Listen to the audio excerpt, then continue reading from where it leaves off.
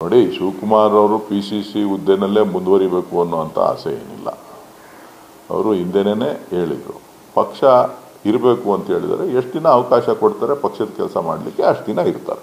High command ಏನು ಹೇಳ್ತದೆ ಅದನ್ನು ಪಕ್ಷ ಅಧ್ಯಕ್ಷರು DK ಶಿವಕುಮಾರ್ ಅವರು ಕೇಳ್ತಾರೆ. ಶಿವಕುಮಾರ್ ಒಬ್ಬರೇ ಅಲ್ಲ, ಎಲ್ಲರೂ ಕೂಡ ಕೇಳ್ತಾರೆ. ಅದರಲ್ಲಿ ಏನು ಅನುಮಾನ ಬೇಡ.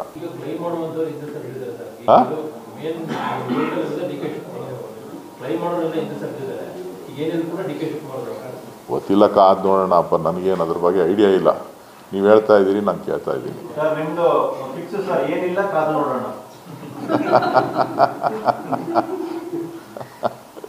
ಕ್ಯಾಬಿನೆಟ್ ರಿಷಫಲ್ ಅಂದ್ರೆ ಮುಂದೆ ಅವಕಾಶಗಳು ಸಿಗಲ್ಲ ಅನ್ನೋದು ಮಾತುಗಳು ಕೂಡ ಇದೆ. ಪರಮೇಶ್ವರ್ ಅವರು ಕೂಡ ಅದನ್ನ ಹೇಳಿದ್ರು. ನೋಡಿ, ನನಗೆ ಗೊತ್ತಿಲ್ಲ. ಅವರು ಸಚಿವರಿದ್ದಾರೆ, ಹಿರಿಯರಿದ್ದಾರೆ, ಅವ್ರು ಹೇಳ್ತಾರೆ.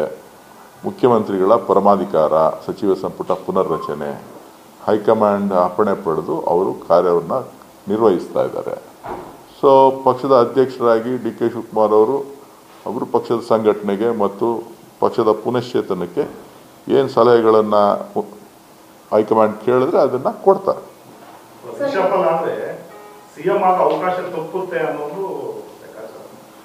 CM ಇದಾರಲ್ಲ, CM ಇಲ್ಲದೆ ಇದ್ದಾಗ ಅದ್ರ ಬಗ್ಗೆ ಮಾತಾಡಬೇಕು. CM ಇದಾರಲ್ಲ ಈಗ. ಸರ್, ಇದರ ಮಧ್ಯೆ PCC ಅಧ್ಯಕ್ಷರ ಚೇಂಜ್ ಮಾಡಬೇಕು ಅನ್ನುವಂಥದ್ದು ಕೂಡ ಹೈಕಮಾಂಡ್ ಮುಂದೆ ಇಟ್ಟಿದ್ದಾರೆ.